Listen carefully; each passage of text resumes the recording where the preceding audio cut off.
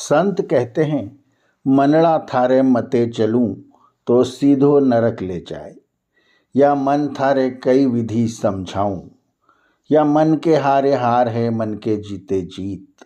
मन के बिना कोई काम नहीं होता। जहाँ मन न लगे, जिसमें मन न लगे वो काम हो ही नहीं सकता। मन की महिमा अपरंपार है। सामान्य भाषा में मन शरीर का वह हिस्सा है जो किसी ज्ञातव्य को ग्रहण करने, सोचने और समझने का कार्य करता है। मनोचिकित्सक मन के 3 रूप मानते हैं: चेतन, अवचेतन और अचेतन। पतंजलि योग शास्त्र मन को कंट्रोल करने का उपाय प्राणायाम बताते हैं। सारे मनीषी अध्यात्म के रास्ते पर मन को वश में रखना जरूरी मानते हैं। आइए आर्ष साहित्य में मन पर जो लिखा गया है उसे समझने का प्रयास करते हैं।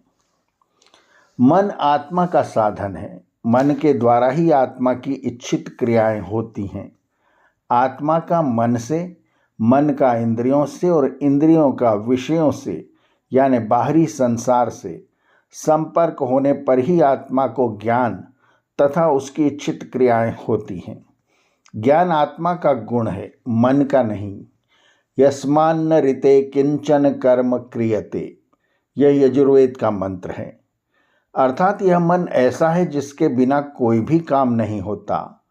यही कारण है कि मन के संपर्क न होने पर हम देखते हुए भी नहीं देखते तथा सुनते हुए भी नहीं सुनते। मन आत्मा के पास हृदय में रहता है। वेद में इसे रत प्रतिष्ठम यानी हृदय में निवास करने वाला कहा गया है। मन जड़ है, इसलिए आत्मा से पृथक होकर कोई भी क्रिया नहीं कर सकता। मन आत्मा के साथ जन्म जन्मांतर में रहता है। मृत्यु पर भी आत्मा के साथ दूसरे शरीर में जाता है। मुक्ति पर्यंत वही मन आत्मा के साथ रहता है। मुक्ति के पश्चात आत्मा को नया मन मिलता है। मन को अमृत इसीलिए कहा गया है कि यह शरीर के नाश होने पर भी नष्ट नहीं होता। क्योंकि मन एक जड़ पदार्थ है, इसलिए मन पर भोजन का प्रभाव पड़ता है। जैसा खावे अन्न वैसा होवे मन। मन संस्कारों का कोश है। सभी संस्कार मन पर पड़ते हैं तथा वहीं जमा होते हैं। जो संस्कार प्रबल होते हैं वे ही उभर कर सामने आते हैं। जो दुर्बल होते हैं वे दबे पड़े रहते हैं। जैसे किसी गड्ढे में बहुत प्रकार के अनाज डाले चले जाएं, पहले गेहूं, फिर चने, फिर चावल, उसके ऊपर जौ, उसके ऊपर मूंग, उड़द आदि। देखने वाले को वही दिखाई देगा जो सबसे ऊपर होगा, नीचे का कुछ भी दिखाई न देगा।